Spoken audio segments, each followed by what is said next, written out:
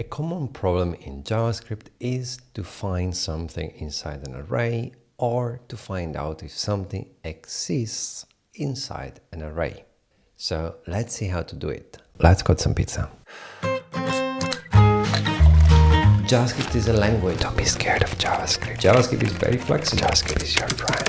It's not magic. Don't be scared of JavaScript. A bit complicated. Quite a bit complicated. Next time we'll start making it a bit prettier. Let's cut some pizza. The easier way to know if something exists in an array is the method sum. So const this array contains banana is true if fruits.sum, and the way sum works is the same as map, the same as filter. It always takes a function where the argument pass is the element, and I can use the element. So it's true if the element is equals to banana. And now let's console log does array contains banana. False, because it's case sensitive. So let's see if the array contains banana in uppercase, and now it is true. Of course, I can say yell to lowercase, it doesn't matter. The point is sum will return only true or false. So why would I want to use sum instead of another method that finds the element? Well, the thing is, JavaScript is a language, and when I see sum, I know that what you want to know is, does it contains it or not? You don't want to know the value. And as every language, the more specific you are, the easier it is to read in the future. But if you care about the element, so I want the actual banana and not the fact that banana exists, so banana or nothing, then I can change this one to a find, and I can console log banana or nothing. Now, because banana exists, I will get the banana back, which I know it sounds stupid because it's a string, but if it would be an object, it will make a huge difference.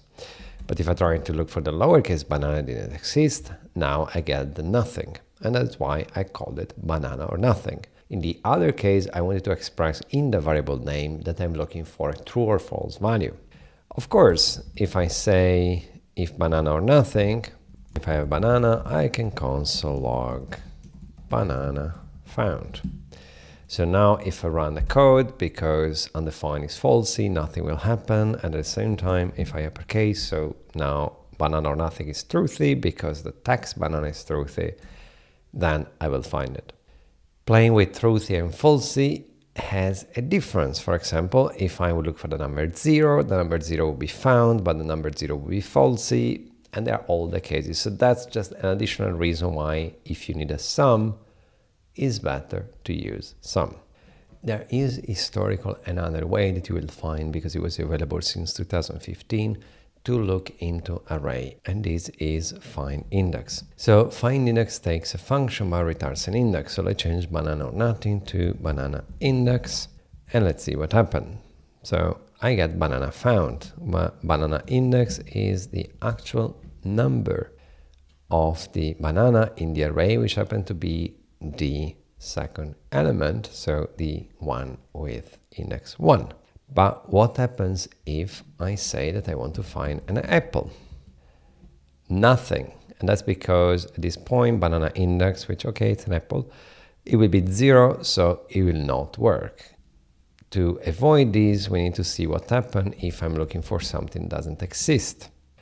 So it says banana found with -1, and that's because if it cannot find an index, it gives -1, because -1 cannot be an index of an array. So what I would need to do now is, if banana index is different from -1, it means that I found a banana, otherwise it would be -1.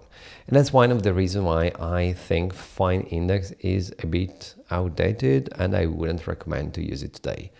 But because ChatGPT and many other AIs are still based on very old code bases, and because you still have from time to time to work with old code bases, remember that findIndex does exist. And now, let's cut some pizza.